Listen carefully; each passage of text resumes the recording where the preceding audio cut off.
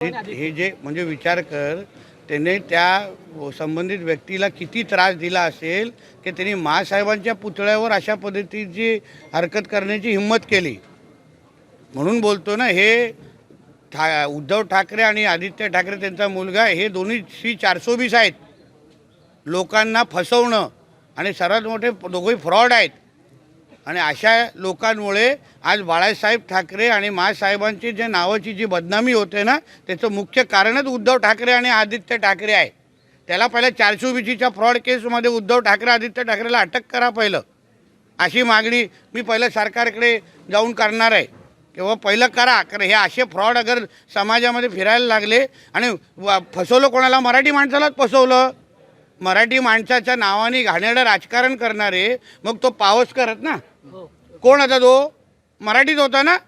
कधी पत्राचाळच्या लोकांना संपवायचं, कधी त्या शिवडी बिवडीच्या आजूबाजूच्या मॉल तिकडच्या लोकांच्या जागा लुटायच्या. आता ह्या पावसकर नावाच्या मराठी माणसाचं घर का लुटलं? मग मराठी माणसाच्या नावाचं राजकारण का करता तुम्ही? त्यांचंच घर लुटताय ना मग तुम्ही. संजय राऊत असं म्हणतात 150 ते 200 कोटी खर्च जो फडणवीस यांच्या बॅनरवर झाला. हां, फडणवीस यांच्या बॅनरवर झाला. अहो लक्षात घ्या, फडणवीस साहेब राज्याचे मुख्यमंत्री आहेत. राज्याची जनता त्यांच्यावर प्रेम करणारी आहे. म्हणून अशा कोणीही अगर आमच्या फडणवीस साहेबांचे बॅनर राज्यभर लावले असतील तर ह्याला हिरवी मिरची लागायची कारणच नाही ना. मला कारणच नाही. ह्याचे पहिले ह्याचा जो मालक होता तो पण पहिला फडणवीस साहेबांचेच फोटो लावायचा स्वतःबरोबर. 2014 ते 19मध्ये फडणवीस साहेबांबरोबर फोटो लावायचा ना. सामनामध्ये पण फडणवीस साहेबांचेच फोटो यायचे. मग आता कशाला मिरची लागते? फडणवीस साहेबांच्या एवढे लाखोनी चाहते आहेत, करोडोनी चाहते आहेत. कोणी अगर त्यांचा होर्डिंग बॅनर लावला असेल ते पण महाराजांना फूल टाकतं ना. म्हणजे काय संजय राऊत, राजाराम राऊतला मोहम्मद अली जिल्ह्याला फूल टाकताना उद्धव ठाकरेचा फोटो लावायचा होता का? कारण ते मोहम्मद अली जिन्नावाले झालेले आहेत ते. म्हणून त्याच्यामध्ये काही चुकीचं नाही असं वाटतं मला. राहुल गांधींनी एक आता असा आरोप केला, पत्रकार परिषद घेतली होती. त्यांनी असं म्हटलंय की मतचोरी मोठ्या प्रमाणात झाल्याने राजुरी मतदारसंघात. अरे बाबा, त्याचेच उमेदवार जिथे काँग्रेसचेच उमेदवार जिंकून आले त्याच्यावरच तो आरोप करतोय. केव्हा इथे मतचोरी झाली? पहिले EVMच्या बद्दल विचारलं.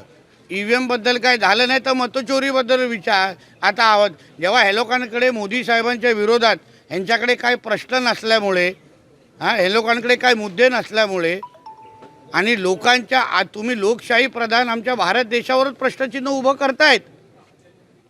मग अर्बन नक्षल आणि ह्यांच्यामध्ये फरक काय? संजय राऊत असं म्हणतात की ठाकरे ब्रँड बाकीच्या सगळ्या ब्रँडीच्या बाटल्या, या बाटल्यांना नशा सुद्धा नाही, असं संजय राऊत म्हणतात. मग आता तर जे सकाळी 90 घेऊन फिरतो त्यालाच हे सगळे टेस्ट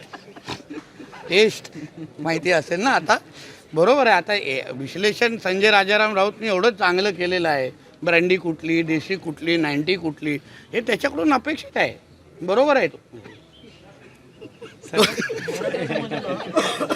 तो असं साहेब, रत्नागिरी आणि सिंधुदुर्गमध्ये 3 नवीन जेटींना मंजुरी मिळाली. आपण सागरी किनारपट्टीचा विकास आमच्या आदरणीय फडणवीस साहेबांच्या माध्यमातून अतिशय जोमाने करतो. जेटीचा विकास, रोरो M2M आणणं, ह्या माध्यमातून मोठ्या संख्येने आमच्या सिंधुदुर्ग जिल्ह्यामध्ये रोजगार निर्मिती होणार. जेटी आली म्हणजे तिथे पर्यटन वाढणार, तिथे व्यापार रोजगार वाढणार.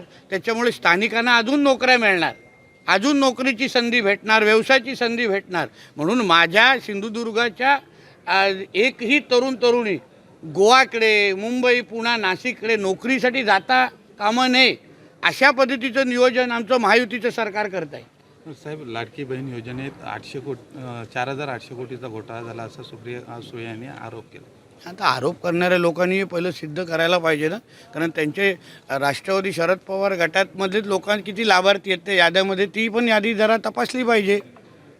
योजनेचा लाभ पहिला आमच्या कार्यकर्त्यांनी घ्यायचा आणि मग आम्हीच आरोप करायचा. हा कार्यक्रम आता महाविकास आघाडीच्या लोकांकडून सुरू केलेला आहे. साहेब, शेवटचा प्रश्न. मराठ्यांना हायकोर्टात सर्वात मोठं यश मिळालं आहे. आरक्षणासंदर्भात GR विरोधातील याचिका मुंबई कोर्टानं आज फेटाळली. बघा, आमच्या फडणवीस साहेबांच्या जेव्हा कुठलेही ते निर्णय घेतात सरकार म्हणून, आत्तापर्यंत 10% आरक्षण कोणी घालू शकलं का?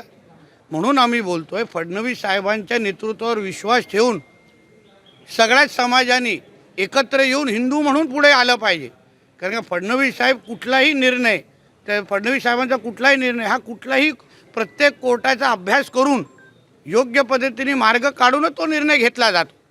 मग हाही जी आर आम्ही पहिल्या दिवसापासून बोलतोय, त्यांच्यावर विश्वास ठेवला तर आंदोलन करण्याची गरजच भासणार नाही.